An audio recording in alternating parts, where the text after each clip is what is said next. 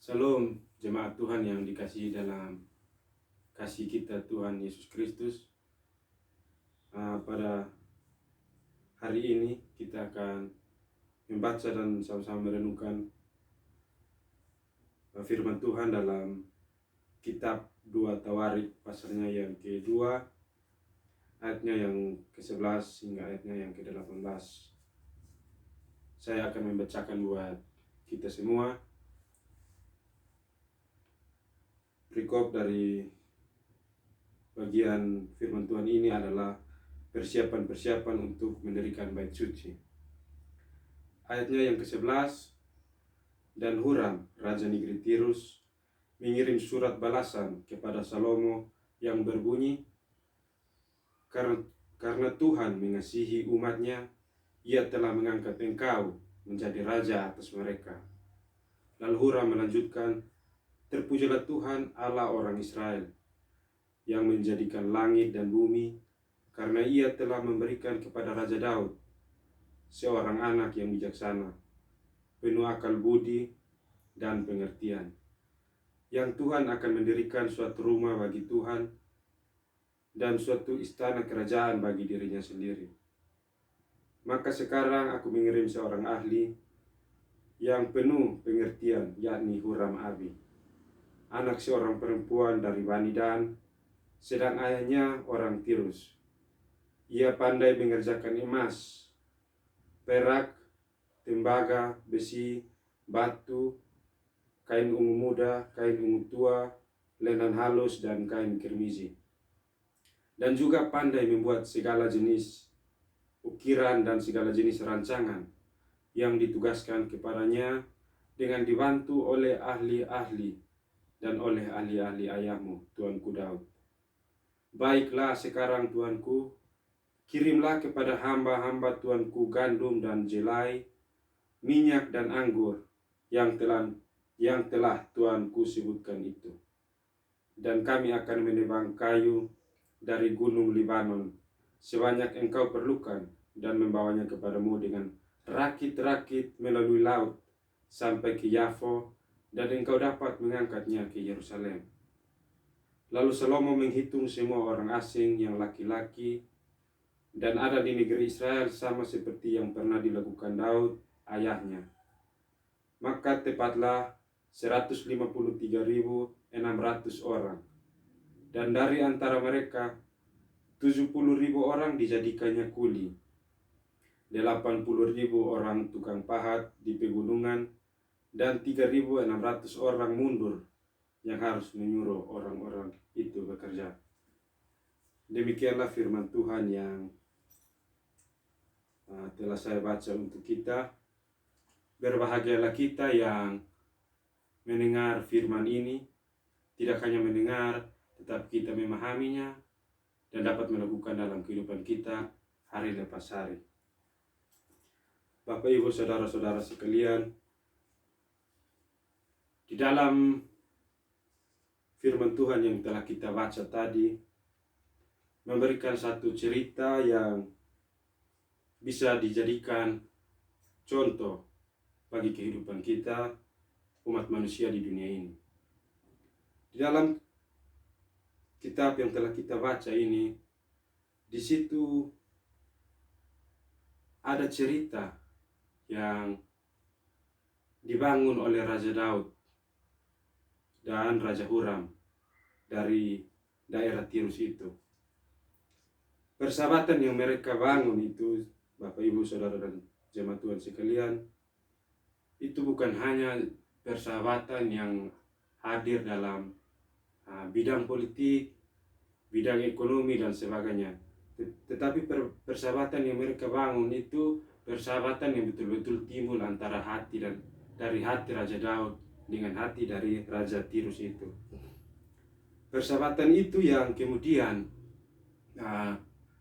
memberikan suatu hasil, suatu dampak yang baik bagi pemerintahan Raja Salomo berikutnya.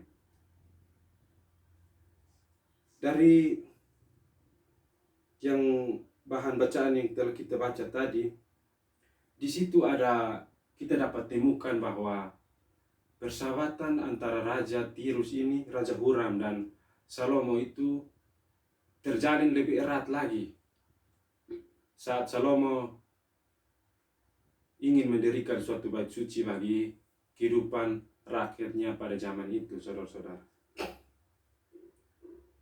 Persahabatan ini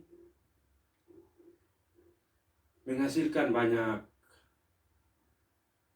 keberhasilan yang didapatkan, yang dicapai oleh Raja Salomo dan Raja Tirus, itu Raja Huram ini. Saat Raja Salomo ingin mendirikan bait suci, tentulah Raja Salomo memiliki banyak kekurangan material, baik itu batu, baik itu pasir, kayu, dan sebagainya. Tetapi karena persahabatan yang dibangun oleh Raja Salomo dan Raja Huram, maka tidak ada rintangan ataupun masalah untuk Raja Salomo dapat mendirikan bait Allah pada zaman itu. Dari sini, saudara-saudara dan Bapak Ibu sekalian, kita dapat melihat bahwa untuk kita bersahabat, kita tidak perlu untuk melihat atau memandang latar belakang seseorang, apakah dia itu berbeda dengan saya, dia mempunyai visi dan misi yang sama dengan saya atau tidak. Tetapi di sini Raja Salomo mau mengajarkan kepada kita bahwa persahabatan itu bukan terbatas hanya untuk kalangan orang tertentu, untuk ras tertentu, untuk suku bangsa tertentu. Mengapa Raja Salomo perlu memberikan suatu contoh yang saya rasa ini sangat baik untuk kita sebagai penerus dari bangsa Israel? Karena pada dasarnya itu, kalau dalam konteks kita bangsa Indonesia, tentu saja banyak perbedaan yang ada di dalam negara kita. Entah itu perbedaan agama, perbedaan suku dan ras, perbedaan golongan, dan latar belakang yang lain yang tidak dapat saya sebutkan.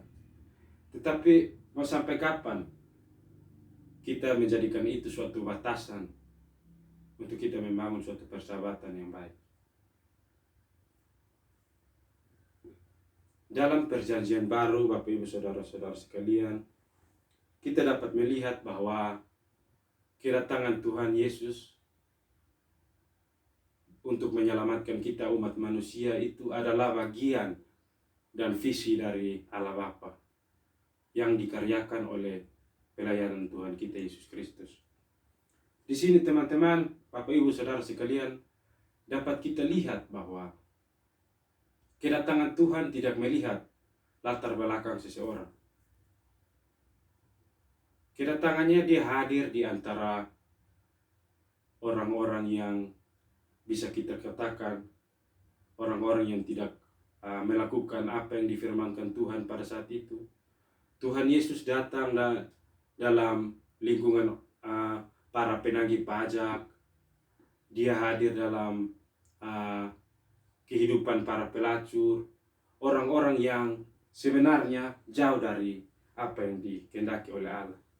Tetapi kita harus perhatikan juga bahwa itu adalah salah satu visi dan misi yang ditugaskan oleh Allah Bapa kepada Yesus Kristus untuk membangun persahabatan yang baik antara Allah dan manusia. Dari situ, Bapak, Ibu, dan saudara-saudara sekalian, melihat kenyataan apa yang terjadi di dunia ini pada saat ini, khususnya kita di negara Indonesia, kita dihadapkan oleh sebuah masalah berupa pandemi corona yang kita alami sekarang. Tentu saja itu tidak dapat kita atasi, kita lawan dengan perang kita masing-masing dari golongan tertentu. Tetapi itu semua kita hanya dapat lewati bila semua orang yang adalah warga negara Indonesia bergandengan tangan untuk menghadapi masalah tersebut. Tidak memandang apakah dia itu pemerintah, dia itu militer, apakah dia itu rakyat biasa, dia beragama Muslim, dia beragama Nasrani, dia beragama Katolik, dia beragama Hindu, Buddha, dan latar belakang sosial lainnya. Tetapi yang harus kita perhatikan, Bapak Ibu Saudara-saudara sekalian, ini adalah menyangkut bagaimana kesiapan kita sebagai warga negara ini melawan pandemi yang kita alami sekarang. Tidak bisa hanya pemerintah bekerja sesuai dengan porsinya pemerintah tanpa campur tangan dari institusi lain yang mendukung, baik itu militer dan kita sebagai rakyat biasa ini. Masing-masing harus menyadari apa yang menjadi tugas dan perannya untuk melawan masalah ini. Tidak hanya bisa masalah ini teratasi hanya bila pemerintah yang berperan, atau militer yang berperan, atau rakyat biasa yang berperan. Tetapi semua kalangan harus mengambil bagian dalam melawan masalah yang kita hadapi sekarang ini. Oleh sebab itu, Bapak Ibu Saudara-saudara sekalian, yang perlu menjadi perhatian kita adalah bagaimana kehidupan kita ini. Kita membangun suatu hubungan yang baik dengan setiap orang. Mungkin saat ini kita tidak merasakan apa yang kita bangun, hubungan baik yang telah kita bangun dengan orang lain. Tetapi mungkin suatu saat hal itu dapat kita rasakan. Oleh sebab itu, Bapak Ibu Saudara-saudara sekalian, marilah kita membangun hubungan yang baik dengan setiap orang. Karena hubungan yang baik akan membantu kita untuk mendapatkan kesejahteraan di mana kita hidup dan berkarya.